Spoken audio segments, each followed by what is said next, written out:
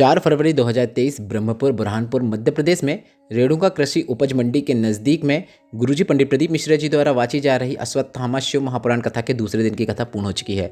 आज की कथा में गुरुजी ने बताया है, अगर आपके घर में कोई मंदिर की छांव पड़ रही है तो वह आपके लिए शुभ है या अशुभ, उसकी जानकारी गुरुजी ने दी है। साथ ही गुरुजी ने कर्जा मुक्ति का एक विशेष उपाय बताया है और आज की कथा में गुरुजी ने बहुत ही अच्छे उपाय पत्र और उपयोगी जानकारी दी है। सभी की जानकारी आपको हम इस वीडियो के माध्यम से दे देंगे। अगर आपने आज की कथा नहीं सुनी है तो पूरी कथा का रास्ता तो आपको इस छोटे से वीडियो से प्राप्त हो जाएगा। बढ़ते हैं आज की कथा की पहली जानकारी की ओर। कथा शुरू होते ही गुरुजी ने कहा, व्यासपीठ से तो कहना तो नहीं चाहिए पर हम कह रहे हैं, सब जगह के गेट बंद कर दीजिए, चाहे वीआईपी हो वीवीआईपी हो, अब मत आने दीजिए। ऐसा अनुरोध गुरुजी ने समिति और प्रशासन के अधिकारियों से किया, जो देख रेख कर रहे हैं उनसे किया। बस गुरुजी का इतना कह देने पर कथा पंडाल में तालियां बज गईं, क्योंकि कुछ लोग ऐसे थे जो वीआईपी थे, वीवीआईपी थे और गुरुजी को व्यासपीठ में बैठने के बाद वे आगे आकर बैठने का प्रयास कर रहे थे, जिनके कारण रात भर से इंतजार कर रहे शिव भक्तों को असुविधा का सामना करना पड़ रहा था।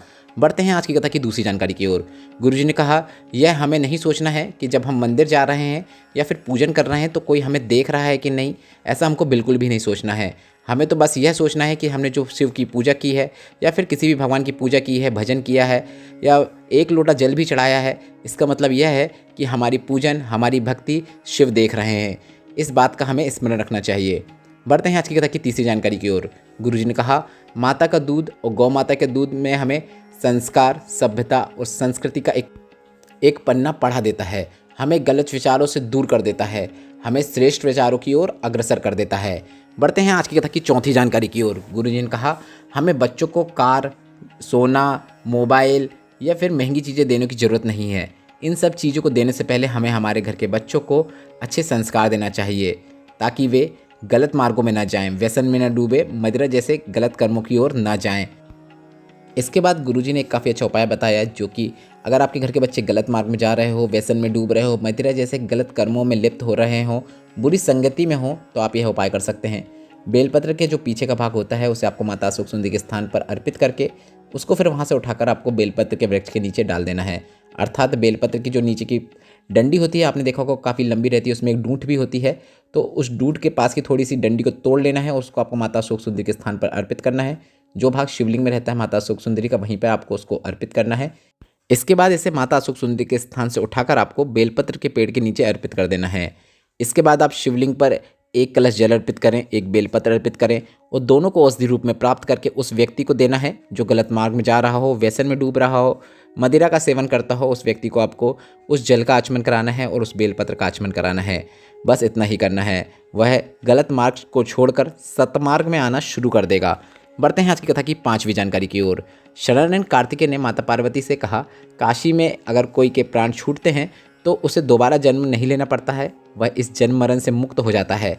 और अगर कोई व्यक्ति काशी में ना हो और उसे जन्म मरण से मुक्त होना हो तो वह क्या करे?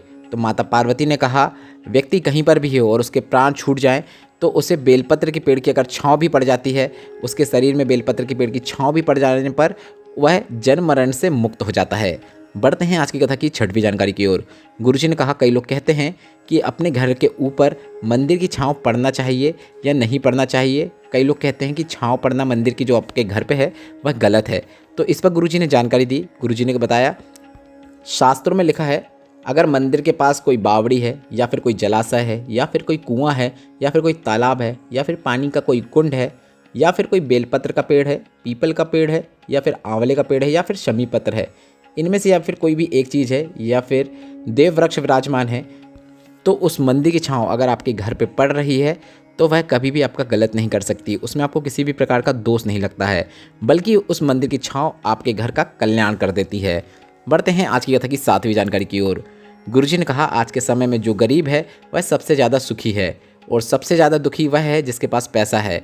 बस इतना ही गुरुजी ने बोला था। पूरा कथा पंडाल में तालियों की आवाज़ गूंज गई और गुरुजी ने कहा, अमीर कहीं पर भी नहीं बैठ पाता है, वह फ़ोन लगाता है कि मैं यहाँ नहीं बैठूंगा, मैं आगे बैठूंगा, मैं बात कराता हूँ। तो गुरुजी ने कहा, आपका काम अगर एक फ़ोन से हो जाता है तो शिव भक्त का काम भी एक बेलपत्र और एक लोटा जल से हो जाता है।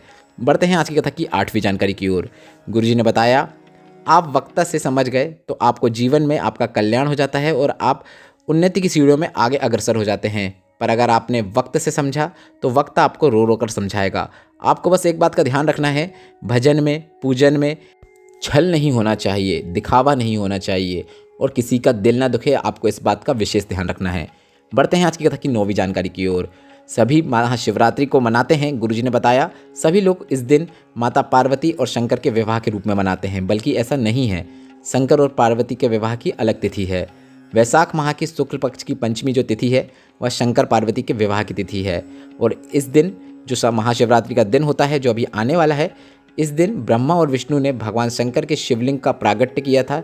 शिवलिंग के रूप में प्रकट किया था भगवान शंकर को, अर्थात यह दिन भगवान शंकर के प्रागट्य का दिन है। और महाशिवरात्रि के ही दिन माता पार्वती का एक रूप है उमा का, जिनका भगवान शंकर से विवाह हुआ था। अर्थात उमा महेश की शादी महाशिवरात्रि के दिन हुई थी, जिसे लोग शंकर पार्वती के रूप में जोड़ देते हैं। बल्कि शंकर पार्वती का जो विवाह है वह वैशाख माह की शुक्ल पक्ष की पंचमी को हुआ था। महाशिवरात्रि के दिन उमा महेश का विवाह हुआ था, जो शंकर ही और पार्वती का एक और रूप है। बढ़ते हैं आज की कथा की 10वीं जानकारी की ओर। गुरुजी ने कहा मुर्दे के पीछे राम नाम सत्य बोला जाता है। वह क्यों बोला जाता है? अगर आपको इसकी जानकारी चाहिए तो नीमच की जो शिव महापुराण कथा हुई थी उसमें हमने इसका विस्तार से आपको जानकारी दी थी। आप उस कथा का अनुसरण कर सकते हैं। बढ़ते हैं आज की कथा की 11वीं जानकारी की ओर। गुरुजी ने कहा आज भी कर्मनाशा नदी है। कर्मनाशा नदी में कभी भी कोई पक्षी चोंच नहीं डालता है, कुत्ता पानी भी नहीं पीता है। और अगर उस नदी का एक छींटा भी, एक बूंद भी आपके शरीर में स्पर्श कर जाती है, आपके शरीर को छू जाती है, तो जिसके शरीर से स्पर्श होती है उसकी 7 पीढ़ियाँ का किया गया दान, किया गया पुण्य, किया गया व्रत, किया गया उपवास सब नष्ट हो जाता है। बढ़ते हैं आज की कथा की 12वीं जानकारी की ओर। गुरुजी ने कहा कितना भी खर्चा हो जाए आपको मरने का प्लान बिल्कुल भी नहीं बनाना है। आपको वटकेश्वर महादेव का स्मरण करना है। आपने पैसा लिया है तो आपको पैसा वापस करना है, इस बात का आपको ध्यान रखना है। आपको बड़ के पेड़ के नीचे जाके, मतलब बरगद के पेड़ के नीचे जाकर वटकेश्वर महादेव का नाम लेते हुए जल अर्पित करना है। या फिर वटकेश्वर महादेव का नाम लेते हुए अगर कोई शिवलिंग है तो उस शिवलिंग का आपको पूजन अर्चन करना है। आपने कई बार देखा होगा बरगद के पेड़ के नीचे शिवलिंग रखा रहता है, तो वे वटकेश्वर महादेव हैं। बरगद के पेड़ के नीचे रखा हुआ शिवलिंग वटकेश्वर महादेव ही रहता है, तो आपको उनका पूजन अर्चन करना है। बस इतना करने से भी कर्जा मुक्ति के योग बनने लगते हैं। बढ़ते हैं आज की कथा की 13वीं जानकारी की ओर। पुष्पा जी बुरहानपुर से पत्र लेकर आई, जिसमें उन्होंने लिखा मेरी सबसे छोटी बहन का विवाह के 12 वर्ष पूर्ण हो गए थे पर संतान नहीं थी। शिव कथा का क्या महत्व बताऊं? शिव पुराण कथा को सुनना शुरू किया, शिवलिंग पर जल चढ़ाना शुरू किया, साथ में सफ़ेद आंकड़े की जड़ का उपाय भी किया। शिवलिंग पर जल चढ़ाना, बेलपत्र चढ़ाना और उस जल और बेलपत्र का आचमन करना शुरू किया। भोले बाबा की कृपा से 2 संतान की प्राप्ति हुई है, उसी का आभार व्यक्त करने में कथा पंडाल में आई हूँ। बढ़ते हैं आज की कथा की 14वीं जानकारी की ओर। दिव्या जी बुरहानपुर से पत्र लेकर आई, जिसमें उन्होंने लिखा मेरे भाई का बहुत खतरनाक एक्सीडेंट हो गया था। भाई कोमा में चले गए थे। डॉक्टर ने बताया 99% शरीर काम करना बंद कर दिया है। इसके बाद भोले बाबा की कृपा क्या बताऊं, किसी के घर से हमने कुबेरेश्वर धाम के कंकड़ शंकर का जल मंगवा लिया और साथ में हमने शिवलिंग पर चढ़ा हुआ जल भी मंगवा लिया। जल भैया के शरीर पर लगाना शुरू किया। बेलपत्र को मंगाकर भैया के पलंग पर रख दिया। कुछ घंटों बाद खबर आई कि भैया के शरीर में हलचल होना शुरू हो गई है और भैया धीरे धीरे पूरी तरीके से ठीक हो गए हैं। उसी का आभार व्यक्त करने में कथा पंडाल में आई हूँ। बढ़ते हैं आज की कथा की 15वीं जानकारी की ओर। देवेंद्र जी बुरहानपुर से पत्र लेकर आए, जिसमें उन्होंने लिखा गर्मी के कारण मेरे शरीर में बड़े बड़े फफोले हो जाते थे। किसी के घर में बैठकर मैं आपकी कथा सुनी। कथा में आपने जो बताया था बेलपत्र, दूर्वा और जल शिवलिंग पर चढ़ाना शुरू किया। जल को लाकर घर पे अपने शरीर पे लगाना शुरू किया। बेलपत्र का आचमन करना शुरू किया। ऐसा निरंतर किया और जहाँ डॉक्टर लोगों की दवाई काम नहीं कर रही थी, सालों से जो फफोले ठीक नहीं हो रहे थे वह ठीक हो गए। उसी का आभार व्यक्त करने हम कथा पंडाल में आए हैं। बढ़ते हैं आज की कथा की 16वीं जानकारी की ओर। किरण जी खरगोन से पत्र लेकर आए, जिसमें उन्होंने लिखा इंदौर में कार एक्सीडेंट हो गया था। पूरा शरीर और चेहरा बिगड़ चुका था। बचने की भी उम्मीद नहीं थी। सब लोग रोने लगे थे, पर बाबा की कृपा देखिए। शिवलिंग पर चढ़े हुए जल को कुंदकेश्वर महादेव का नाम लेते हुए आचमन करना शुरू किया। शिवलिंग पर बेलपत्र चढ़ाकर उस बेलपत्र को भी बेटी को दिया। धीरे धीरे वह पूरी तरीके से ठीक हो गई। उसी का आभार व्यक्त करने कथा पंडाल में आए हैं। बढ़ते हैं आज की कथा की 17वीं जानकारी की ओर। सुनीता जी पत्र लेकर आए, जिसमें उन्होंने लिखा मेरी पुत्री जिसका विवाह 2014 में हुआ था, 8 वर्ष हो गए थे पर संतान नहीं थी। टेस्ट ट्यूब भी करवाया पर उससे भी संतान नहीं हुई। टीवी में आपकी कथा सुनते थे, शिवलिंग पर जल चढ़ाकर उसका आचमन करते। साथ में मैंने बेटी को तुमरुका जी का नाम लेते हुए शंकर भगवान का आराधना करने को कहा। भोले बाबा की कृपा से गर्भ ठहर गया और उसी का आभार व्यक्त करने में कथा पंडाल में आई हूँ। बढ़ते हैं आज की कथा की 18वीं जानकारी की ओर। इमल बाई जी पत्र लेकर आए, जिसमें उन्होंने लिखा मेरी किडनी काम करना बंद कर दी थी। डॉक्टर को दिखाया तो डॉक्टर ने डायलिसिस की बोल दिया। डॉक्टर से दवाई लेकर आ गए और सीधे मंदिर चले गए दवाई लेकर और आपने बताया था कि कुंदकेश्वर महादेव का नाम लेते हुए उस दवाई को खाना चाहिए। मैंने शंकर भगवान से बोल दिया इन दवाइयों को औषधि कर दीजिए ताकि मुझे डायलिसिस की नौबत ना आए, और बेलपत्र जो थी शिवलिंग पर चढ़ी हुई उसे उन दवाइयों में रख दिया। इसके बाद शिवलिंग पर जल चढ़ाती, जल का आचमन करती, दवाइयाँ खाती, बेलपत्र चढ़ाकर बेलपत्र का भी आचमन करती। इसके बाद डॉक्टर को दिखाने गए तो डॉक्टर ने बताया कि अब डायलिसिस की ज़रूरत नहीं है और आपकी किडनी कार्य करने लगी हैं। उसी का आभार व्यक्त करने कथा पंडाल में आए हूँ। बढ़ते हैं आज की कथा की 19वीं और अंतिम जानकारी की ओर। उत्तराखंड में एक स्थान है जिसे दूधेश्वर महादेव के नाम से जाना जाता है, जिनका एक और नाम है तपकेश्वर महादेव। आज की कथा की जानकारी आपको कैसी लगी? उपायों से जुड़े हुए प्रश्न आप हमसे कमेंट के जरिए पूछ सकते हैं। मेरे द्वारा दी गई जानकारी आपको उपयोगी लगी हो तो वीडियो को लाइक करके कमेंट बॉक्स में हर हर महादेव टाइप करना मत भूलिएगा।